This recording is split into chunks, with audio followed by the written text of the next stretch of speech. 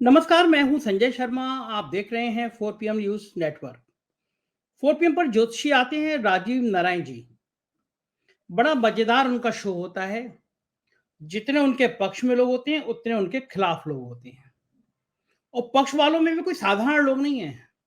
मैंने बड़े गंभीर गंभीर शो किए हैं, बड़ी गंभीर गंभीर चीजें की हैं। मुझे बड़ी हंसी आई कि राजीव जी का नंबर देश में कम से कम 40-50 IAS IPS अफसरों ने मांगा। बड़े बड़े राजनेताओं ने नंबर मांगा। दुनिया के कई देशों से उनके लिए मेल आए। लोग उनसे बात करना चाहते हैं, अपनी जन्म पत्री दिखाना चाहते हैं या अलग अलग विषयों पे उनसे भविष्य के बारे में बात करना चाहते हैं। मैं हमेशा उनके शो से पहले कहता हूं कि अगर आपका ज्योतिष शास्त्र में यकीन है तो उनका शो देखिए। आपका ज्योतिष में यकीन नहीं है तो बिल्कुल मत देखिए, मेरे कहने से मत देखिए।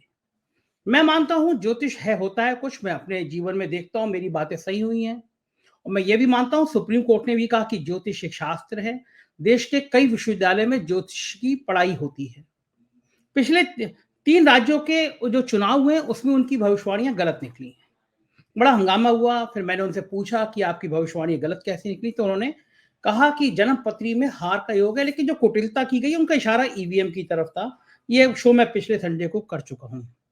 लेकिन एक शो मैंने किया था 3-4 महीने पहले उनके साथ, और उन्होंने कहा था कि नई संसद का जो उद्घाटन हुआ है वो काल अच्छा नहीं था। उन्होंने कहा कि जिस घड़ी में ये संसद की शुरुआत हुई है वो बड़ा अशुभ काल था। उन्होंने फिर तमाम तर्क दिए, उसके ये कहा भी कि इस संसद में सब कुछ अच्छा नहीं होगा। और उन्होंने अपने लॉजिक में भी कहा कि जिस दिन संसद शुरू हुई उसी दिन देखिए महिला खिलाड़ियों को घसीट के हटाया गया पुलिस ने। पूरे दुनिया में इसकी आलोचना हुई। कुछ ही दिन बाद उज्जैन के महाकाल की मूर्तियां गिर गई। इस तरह उन्होंने तमाम तर्क बताए थे। उन्होंने ये भी कहा था कि इस लोकसभा में बहुत हंगामा होगा, बहुत अभद्र और अश्लील बातों का जिक्र होगा, अभद्र टिप्पणियां होंगी, मारपीट तक नौबत आ सकती है। और हमने कुछ दिनों बाद रमेश विधूड़ी के बयान देखे भी थे। लेकिन एक बड़ी बात उन्होंने कही थी। उन्होंने कहा था कि इस संसद में मुझे आगजनी और धुएं का, जहरीली धुएं का प्रकोप दिखाई दे रहा है। इस संसद में जहरीली धुआं हो सकता है, जहरीला बम हो सकता है, आगजनी हो सकती है। तो मुझे यकीन हुआ कि इतनी इतनी सुरक्षित संसद, उसमें कहाँ जहरीली गैस कौन छोड़ सकता है। 2 दिन पहले जो संसद में हुआ वो हमने सबने देख लिया कि क्या हुआ। किस तरह 2 लोग कूद गए, जूते से कैम एक स्मोक पटाखा टाइप का बम निकाला। कुछ सांसद ने बयान दिया है कि जिससे मैं फूटा, मेरी आंखें एकदम, बहुत दर्द हुआ, मुझे लगा मेरी सांस घुट जाएगी। वो जहरीली गैस संसद में दिखाई दी।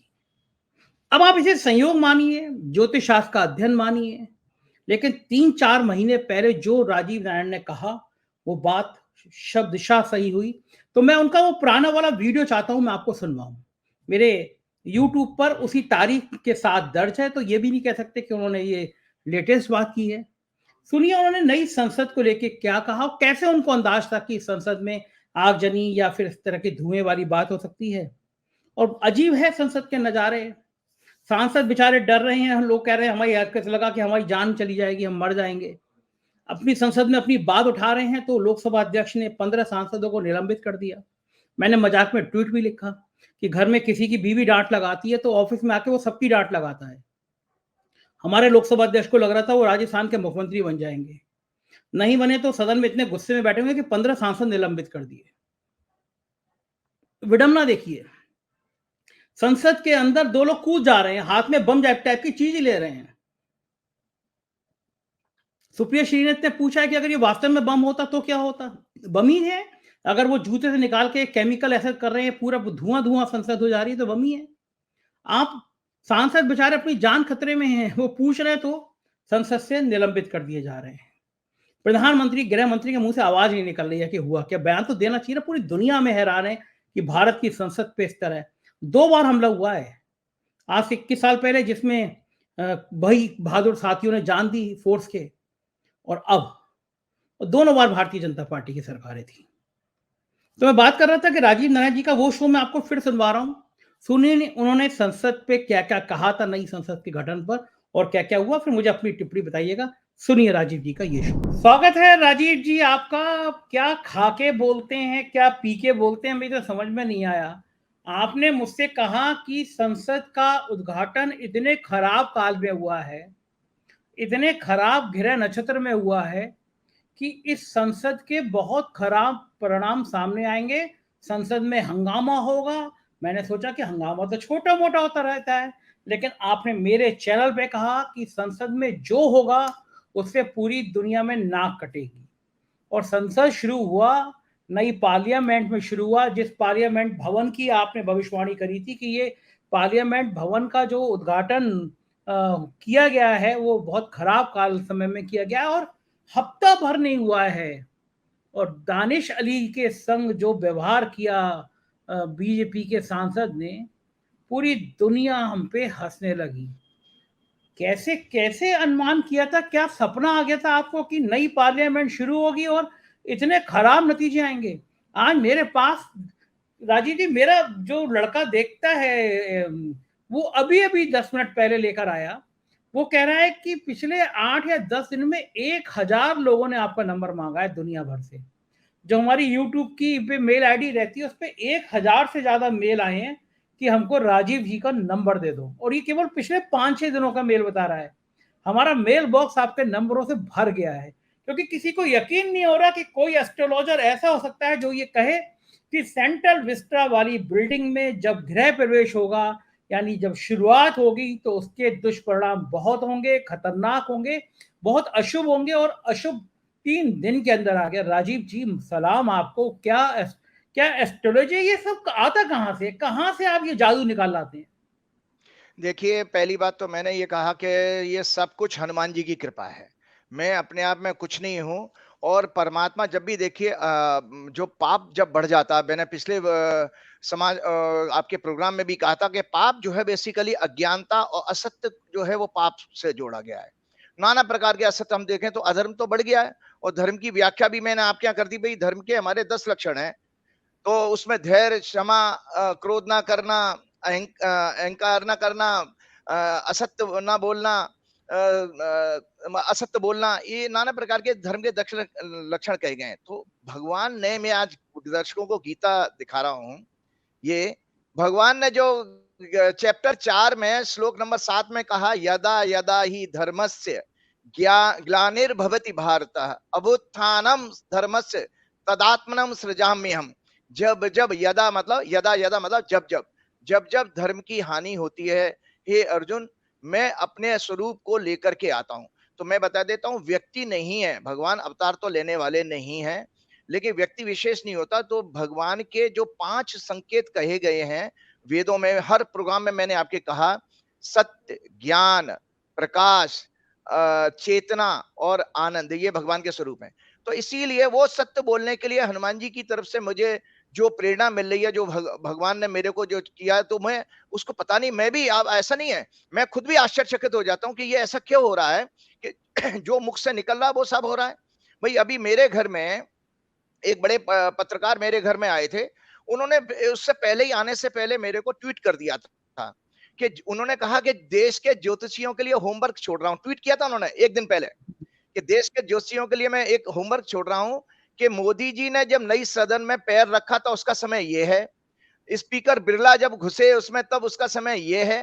तो मैंने वहां पर उनको करेक्ट किया, मैं वापस मैसेज भेज के कि भैया ये वाला समय नहीं माना जाएगा, समय वो माना जाएगा कि स्पीकर पकड़ के जब उसकी कार्रवाई कब शुरू होती है, कार्रवाई शुरू होती है मतलब जब स्पीकर ने बोला चाहे नमस्कार ही, प्रणाम ही किया हो, तो वो कार्रवाई का जन्म है। तो एक बहुत अच्छी इंपॉर्टेंट कुंडली मैं आप लोगों के दर्शकों के सामने लेके आ रहा हूँ, आपके चैनल में भेजूंगा कि जो सदन की कार्रवाई है वो 19 सितंबर 2023 को 1:16 पर हुई थी। तो इस समय जो धनु लगन की कुंडली बनी, धनु लगन फायरी लगन है। आपको याद होगा पहले प्रोग्राम में जब आपने कहा था मैंने आग लगा देगा, तो उस समय धनु लगन था। तो धनु लगन फायरी लगन है। 10वें घर में इस कुंडली में सूर्य और मंगल आ गए। तो सूर्य जो है और मंगल दोनों दिग्बली माने जाते हैं, मतलब मैक्सिमम स्ट्रेंथ, उसको ज्योतिष के जानकार समझ सकते हैं कि मैक्सिमम जो स्ट्रेंथ है, ताकत आती है सूर्य और मंगल को, वो 10वें घर से आती है। तो 10वें घर में चौथी दृष्टि मंगल की पहुंच गई लगन के ऊपर। साथ में इसमें चंद्रमा जो भावना का कारक है और भावना का हाउस 5वां माना गया, जो संवेदना का जो हाउस होता है ज्योतिष के अनुसार 5th हाउस है, और मून जो है उसका सिग्निफिकेटर है, वो भी पाप ग्रह से पीड़ित था। तो मुझे समझ में नहीं आता कि नरेंद्र मोदी जी के जितने भी आचार हैं, जितने भी जोशी हैं, कैसे गलत समय पर उनको ये सब चीजें बता देते हैं कि जिसमें लगन पीड़ित है, सूर्य पीड़ित है और चंद्र भी पीड़ित है। एक ज्योतिष का फंडामेंटल सिद्धांत ज्योतिष के प्रेमियों के लिए बता रहा हूं, कितनी ही आपकी कुंडली में राजयोग हो, कितने ही, तो शास्त्र का एक नियम है, अगर सूर्य चंद्रमा लगन पीड़ित हो तो खंडित हो जाते हैं। तो इसीलिए मतलब अब उसका खंडित होने का मतलब अपयश आना ही है।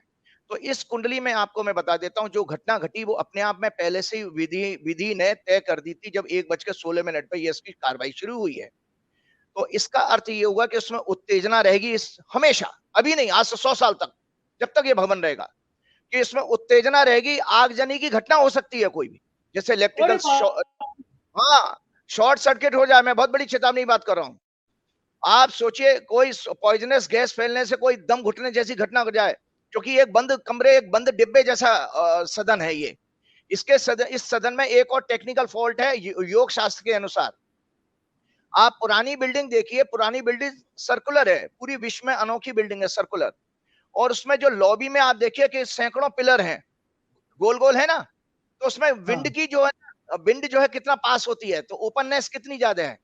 और इस बिल्डिंग में क्या है, ये बंद है, लग्जरी तो दे दी, और दर्शकों को ये जानकारी होनी चाहिए, पूरे विश्व के समस्त लोगों के लिए बता रहा हूं, कि जो आप एसी कमरे में बैठते हो उसका प्राण शुद्ध नहीं होता, क्योंकि हम कार्बन डाइऑक्साइड भी छोड़ते हैं।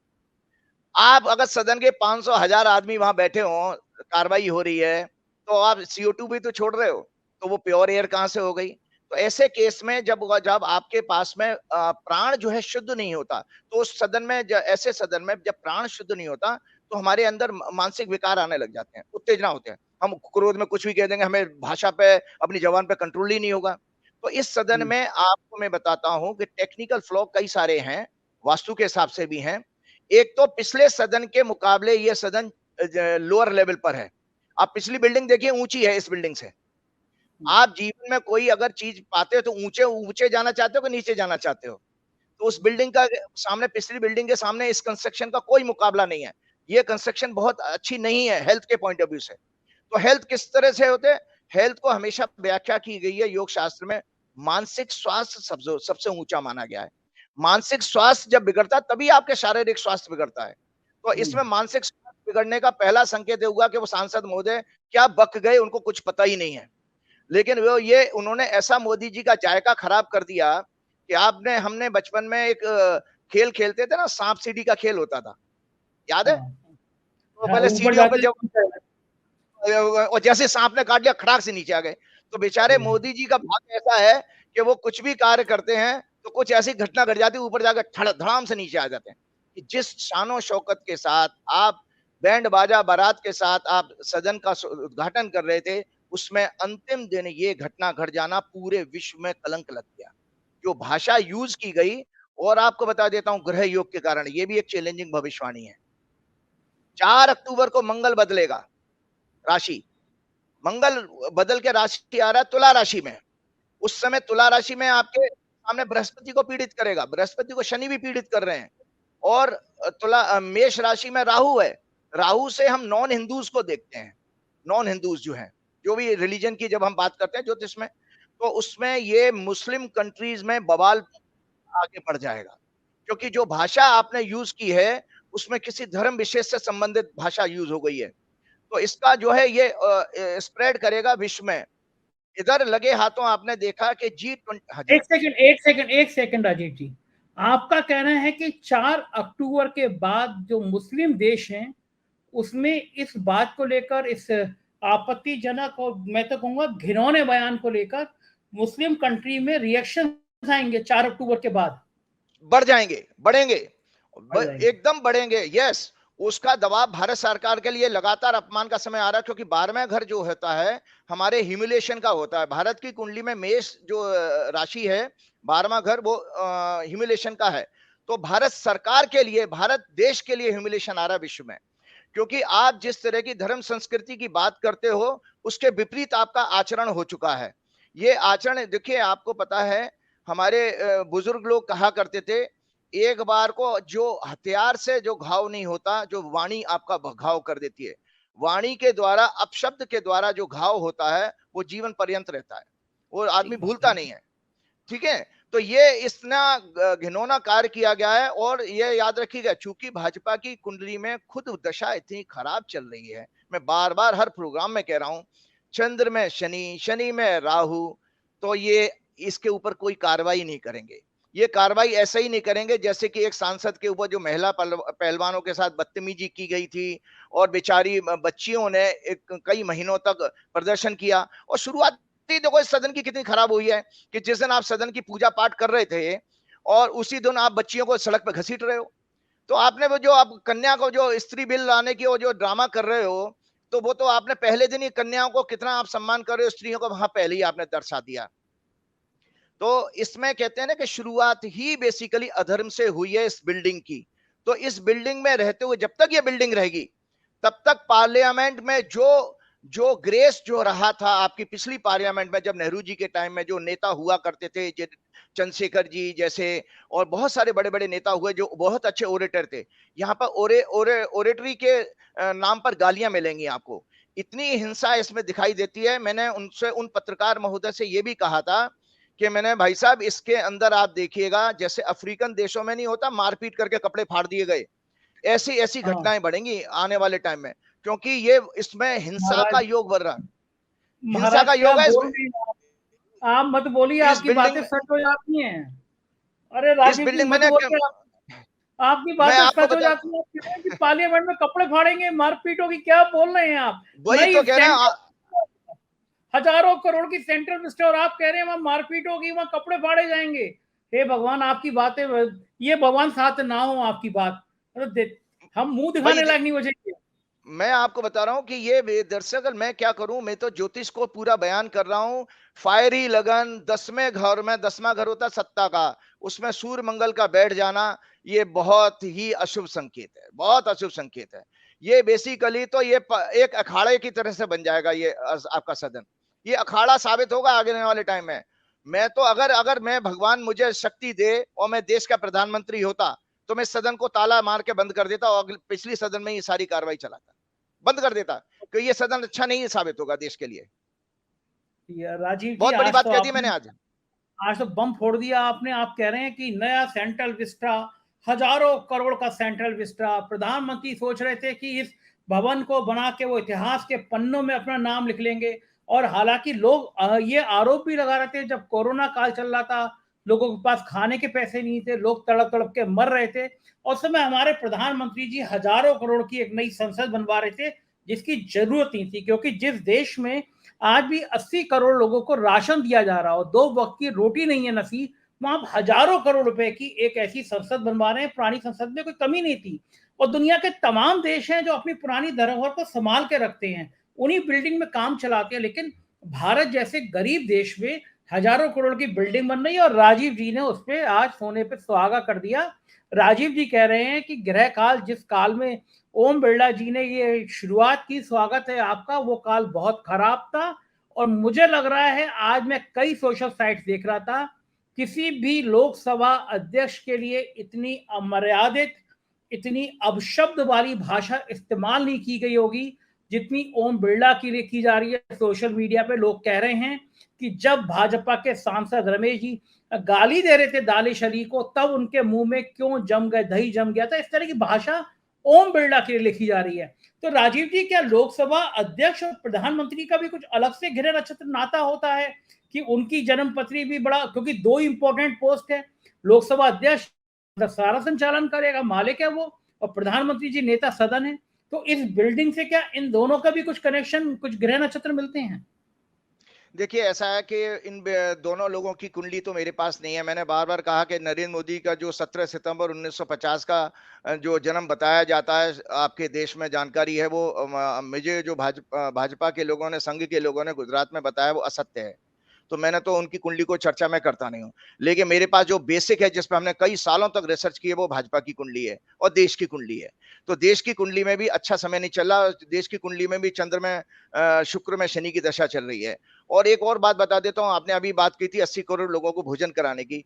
सबसे बड़ी निर्लज्जता शब्द है हिंदी का, बड़ा निर्लज्जता यह है कि आप अगर दान करें, किसी भिखारी को 10 रुपए दें और 10 जगह जाके कह दें कि देखो मैंने उसको 10 रुपए दिए थे, तो दान का पुण्य तो खत्म हो गया। ठीक है, आपका शासक जो है, आपकी सत्ता जो है, उसमें अपनी फोटो लगवाती है उस राशन को बंटवाने में, और जबकि उनके उनके नाना जी का, उनके मामा जी का पैसा नहीं है, वो देश की जनता का ही पैसा, हमारा पैसा, उनमें आप बांट रहे हो। उसके नाम पर आप जो पैकेट में उनके फोटो लगवा के भेज रहे हो। इससे ज्यादा अधर्मी कौन होगा बताओ? इतनी अधर्म है इस समय देश में कि मतलब इससे ज्यादा मैं नहीं समझ सकता। देखो, और जहां तक मेरी भविष्यवाणी की बात करता हूं, एक वाक्य सुना देता हूं आपको। कंस को जब आकाशवाणी हुई, वो भी भविष्यवाणी थी कि तेरे को देवकी का 8वां पुत्र मारेगा। ठीक है, तो कंस तो रुका नहीं, उसने तो और अत्याचार बढ़ा दिया। देवकी के वास्तव में वो आगे उससे पहले के 7 पुत्रों को मार डाला उसने, अपने ही भांजों को मार दिया। तो इसी तरह से मेरी जो भविष्यवाणी जो हो रही है, मुझे नहीं पता, मैं खुद आश्चर्यचकित हूं, ये हनुमान जी करा है। तो हनुमान जी के द्वारा जो मेरे मुख से जो भी निकल रहा है वो सत्य इसलिए हो रहा है क्योंकि देश में इस सत्ता को अभी और पाप करने हैं, क्योंकि समय खराब है ना। इस अब आप देखिए, पिछले प्रोग्राम में भी मैंने यही बात कही थी कि मैंने कहा 6 सितंबर के बाद बद से बदतर समय शुरू होगा इनका, और हर चीज इनकी बैकफायर करेगी। सांप सीढ़ी वाला एग्जांपल इसीलिए दिया कि जो कार्य कर रहे हैं वो बैकफायर हो रहा है। अब G20 में आप देखिए, आयोजन करके बैठे बड़े, उसमें भी अरबों खरबों रुपए खर्च कर दिए। एक सेकंड राजीव जी, आपने वो हमारे प्रोग्राम में ऑन एयर रिकॉर्ड है, वो आपने कहा था कि G20 जो है उसमें जाके कुछ देश बहुत नाराज होंगे, रिएक्शन आएगा, कनाडा के साथ रिश्तों में अचानक खराब बातें आने लगी। इसका भी कोई कनेक्शन था G20 वाला? भाई मैंने आपको बताया ना कि भाई G20 का जब आयोजन किया गया उस दौरान भी चंद्रमा पीड़ित था। तो ऐसे में लगातार चंद्रमा हमारे जैसे प्रजा का कारक है। हमारे, आपको बताया ना, हमारे हिंदू धर्म में जो त्योहार होते हैं, फेस्टिवल्स होते हैं, वो हमेशा चंद्रमास के आधार पर बनाए जाते हैं, क्योंकि चंद्रमा हमारे मन का कारक है। मन मतलब उत्साह हमारे अंदर कब आता है, हम कब अच्छे मूड में सेलिब्रेशन करते हैं, जब मूड अच्छा होता है, माइंड अच्छा होता है। तो आप हर प्रोग्राम क्या कर रहे हो, हर प्रोग्राम जो है जब चंद्रमा पीड़ित हो रहा है, लगातार काल आपसे गलती करा रहा है। मोदी जी का दोष नहीं है, ये काल उनसे, जब आपकी मति भ्रष्ट हो जाती है ना, तो वो अपने आप ही वो काल उस तरह से गलती कराएगा। तो जिस समय ये आयोजन हुआ, अगले दिन ही इतनी तेज बारिश हुई कि मंडपम में पानी पानी दिख रहा था। वो आप लोगों ने, सब लोगों ने, दर्शकों ने देखा। तो उसी को इंद्रदेव ने वो पहले ही, देखो प्रकृति संकेत देती, याद रखिए, ज्योतिष की भविष्यवाणी का संकेत आप कहां से देखोगे, कुछ घटनाएं ऐसी होने लगेंगी, प्राकृतिक प्रकोप आना, ये सब आना, तो अपने आप बहुत सी चीजें आ रही हैं। फिर आप क्या कह रहे हो, वसुदेव कुटुंबकम, इस स्लोगन को आप लेकर के विश्व गुरु बनना चाह रहे थे। तो वसुधा ही पूरा कुटुंब है, इसका भावार्थ ये है। लेकिन आप भैया वहां कुटुंब में तो जूतम प्रचार शुरू हो गई है कि उस कुटुंब में एक करना, आप इतनी बड़ी लड़ाई हो गई है कि आप एक दूसरे को, डिप्लोमेट्स को एक्सपेल कर रहे हो। फिर उसके बाद जो है आप जो है वीजा का प्रोसेस भी आप सस्पेंड कर रहे हो। मतलब आप सोचिए, ये तो पाकिस्तान जैसे देश के साथ हमने सुना था, हम इतने बड़े हो गए हैं, लेकिन आप एक ऐसे देश से जो एलाइड कंट्रीज हैं, और ये छोटा मोटा घटना नहीं है संजय जी, इसमें 5 देश हैं। इन 5 देशों की कॉमन कोई गुप्तचर एजेंसी है, 5i के नाम से, मैंने अखबार में पढ़ा था। देश है उसमें, आपका अमेरिका है, ऑस्ट्रेलिया है, न्यूजीलैंड है, इंग्लैंड है। अब आप देखिए, पांचों देश एक हो गए हैं। ऑस्ट्रेलिया ने भी एडवाइजरी, ये ऑस्ट्रेलिया ने भी भारत सरकार से कहा है कि आप जांच में सहयोग करें। और अमेरिका के एनएसए ने अभी आज के अखबार में ही था, या कल के अखबार में था, कि एनएसए ने कहा है, भारत से कहा आप जांच में पार्टिसिपेट करिए।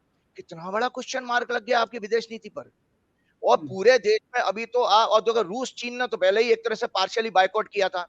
रूस चीन का एक वो पार्शियल बाइकआउट था कि जो उन्होंने अपने छोटे से मंत्री को भेज दिया, विदेश मंत्री टाइप के आदमी को भेजा था, उन्होंने तो पार्टिसिपेट नहीं किया था। तो वो कहां से सक्सेस मिली? तो G20 भी आपका बैकफायर कर गया। फिर आपका ये नई सदन आपने की, ये भी बैकफायर किया। एक इंपॉर्टेंट चीज और है जो आप पूछना भूल रहे हैं, वो है महिला आरक्षण बिल। जिस सबसे बड़ा समय मुद्दा आपने कहा था कि मैं भूल गया था, आपने मुझसे पिछले संडे को कहा था कि ये जो विशेष सत्र बुलाया गया है, इसमें जो बिल आया है, ये जो भी आएगा, प्रस्ताव आएगा, वो बैकफायर करेगा, पार्टी की फजीयत होगी। ये आपने पिछले संडे को कहा था। दर्शक जो हैं, वो आप दर्शक लोग जो हैं, 7 दिन पहले हमारे 4 PM पर पड़ा हुआ है। आप देखिए, जादू देखिए कि 7 दिन पहले पिछले संडे को राजीव जी घोषणा कर रहे हैं कि जो विशेष सत्र बुलाया जा रहा है, इसमें जो बिल आएंगे वो पार्टी के लिए बैकफायर करेंगे। और वही हुआ, जब पता चला कि ये महिला आरक्षण तो 2029 में मिलेगा, तो लोगों ने कहा कि प्रधानमंत्री जी ऐसे कह रहे थे 15 लाख तुम्हारे खातों में आ जाएंगे, 2 करोड़ नौकरियां मिल जाएंगी, 2022 तक सबको पक्का मकान मिल जाएगा, काला धन वापस आ जाएगा। ये सब जुमले साबित हुए। तो लोगों ने कहा कि 2029 की बात अब से क्यों कर रहे हो। प्लस पूरे विपक्ष ने कहा कि पिछड़ी जाति और दलित जातियों के लिए ये अन्याय किया गया है। तो जाहिर है ये बड़ा वोट बैंक है, पिछड़ी और दलित जातियां, ये बीजेपी के लिए बैकफायर किया। और जो राजीव जी ने कहा वो एकदम सत्य साबित हुआ कि जो विधेयक आया वो उल्टा भारी पड़ गया। गले आपको कैसे पता था कि ये विधेयक आएगा और इससे उल्टा पड़ेगा? वो हम लोग अपनी आम आम भाषा में नहीं कहते मरा हुआ सांप लटका लिया। हाँ, मरा हुआ सांप लटका लिया आपने। क्यों? देखिए, ऐसा है कि कथनी और करनी में फर्क है। दर्शक को जानना चाहिए कि हमारा जो हमारे शास्त्रों के अनुसार का है, यत्र नार्यस्तु पूजन्ते तत्र रमंत्री देवता। यत्र मतलब जहां, नार्यस्तु मतलब नारियों की पूजा होती है, वहां देवता निवास करते हैं। लेकिन जब आप जिस सदन को शुरू कर रहे हो, सत्र को शुरू कर रहे हो, उस सदन में पहली बात तो उस बिल्डिंग का जब आपने पूजा पाठ की थी, उस दौरान एक जो हमारे देश में सर्वोच्च पद पर बैठी जो महिला है, उन्हीं का अपमान कर दिया, उनको बुलाया ही नहीं। तो आपने तो आपकी कथनी करनी में फर्क आ गया, महिला थी नहीं। फिर और उससे ज्यादा बदमाशी क्या है कि उससे ज्यादा मतलब निर्लज्जता यह है कि कल भी जो जब ये अब ये सदन की कार्रवाई शुरू करते हैं, उस दिन भी राष्ट्रपति महोदय को आप देखिए, इतिहास से है ये, आप पुरानी बिल्डिंग में से जब आखिरी आप सभा कर रहे थे, उस दौरान राष्ट्रपति को आना चाहिए था। हिस्ट्री में रिकॉर्ड बुक में लिखा जाता कि राष्ट्रपति ने के अभिभाषण हुआ है, उसमें वो कार्रवाई। तो पिछले सदन की आखिरी कार्रवाई से भी आपने महिला को वंचित किया। फिर नई बिल्डिंग में घुसते हो तो आपने धनखड़ जी को तो बुला लिया, लेकिन वो राष्ट्रपति जी गायब हैं। तो आपकी जो बात हो रही है कि नारियों की पूजा इस देश में, और बड़े बड़े, आप सोचिए, भाषण में अमित शाह से लेकर के सारे लोगों ने बड़ी बड़ी ऋषि महिलाओं के हमारे नाम गिनाए, लेकिन आचरण तो नहीं है। आप अपने देश की उस महिला को, सर्वोच्च महिला को ही नहीं आप आदर दे रहे हो। तो आपका तो मंशा तो हो गई। मैंने आपको क्या कहा था कि मेलाफाइड इंटेंशन है इसके पीछे। तो मेलाफाइड इंटेंशन क्या थे कि इंडिया एलायंस के सामने काउंटर करने के लिए आपके पास मुद्दा नहीं है, क्योंकि G20 वाला भी फ्लॉप हो गया। इंडिया और भारत का जो कंट्रोवर्सी चला, आप देख रहे हैं, अब आरएसएस और संघ के लोग ज्यादा बात नहीं करते हैं इस विषय पे। ना G20 वाले पे अब बात करेंगे, ना इंडिया और उसके ऊपर बात कर रहे हैं। और वो सनातन धर्म वाला भी फीका सा पड़ गया है। तो उनको लगा एक तुर्प का पत्ता और चल दो महिला आरक्षण बिल का, तो वो चला, उसमें भी खामियां नजर आ गई, वो भी बैकफायर कर गया, क्योंकि अब विपक्षी पार्टियों ने पकड़ लिया। दूसरा, जैसे जैसे लोगों को पता लगेगा कि ये तो 29 से संभव ही नहीं है। एक और चीज है, देखिए, व्यक्ति को भगवान ने गीता में ये कहा है कि हे मनुष्य, जो लोग सार्वजनिक जीवन में होते, भगवान का स्टेटमेंट है, जो नेता, प्रधान, सार्वजनिक जीवन में जो लोग मनुष्य होते हैं, उनको अपना आचरण वेदों के अनुसार करना चाहिए। और अगर उनका आचरण वेदों के अनुसार, क्यों? क्योंकि उनको समाज फॉलो करता है। आप देखिए, हमारे जो नेता हैं, जो प्रधानमंत्री जी हैं, उन्हें स्वयं अपने जीवन में ही स्त्री का सम्मान नहीं किया। उनकी स्त्री आज भी विवाहित हैं। कई वर्षों तक तो उन्होंने संघ को ही झूठ बोला कि मैं अनमैरिड हूँ। वो तो किसी के समझाने पर उन्होंने एक एफिडेविट दिया था 2005 या 2007 में, तब वो मैरिड लिखने लगे। तो वो मैरिड लिखते हैं, लेकिन वो उनको बेचारियों को एक उनकी अभिलाषा पूरी नहीं हो पाई। वो प्रधानमंत्री, मैंने कहीं पढ़ा था अखबार में, प्रधानमंत्री निवास में एक बार के लिए आना चाहती। देखिए, मोदी जी भी वृद्ध हो रहे हैं, वो भी वृद्ध हो गई हैं। कौन कब कब दुनिया से चला जाएगा, लेकिन वो सम्मान उनको करना चाहिए था। और आपको बताता हूं, वेदों के 4 पुरुषार्थ कहे गए हैं: धर्म, अर्थ, काम, मोक्ष। आपके 4 जो हिंदू रीतियों में जो विवाह होता है, उसमें 4 फेरे होते हैं केवल। वो धर्म, अर्थ, काम, मोक्ष के ही संकल्प है।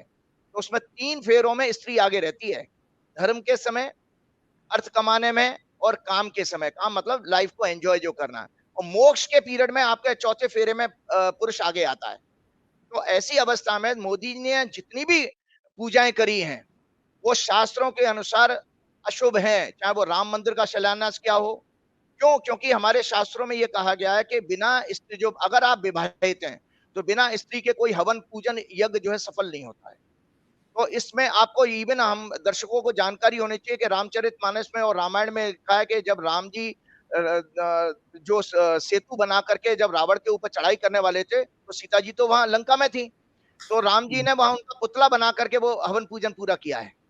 तो इस तरह से जो मोदी जी से जो लगातार गलतियां हो रही हैं कि वो शास्त्र सम्मत जो है कोई भी उनका अनुष्ठान नहीं हुआ है, क्योंकि उनकी स्त्री उसमें नहीं है। अगर आपकी स्त्री नहीं है तो आप किसी दूसरे को आगे कर सकते हैं, ऐसा नहीं है।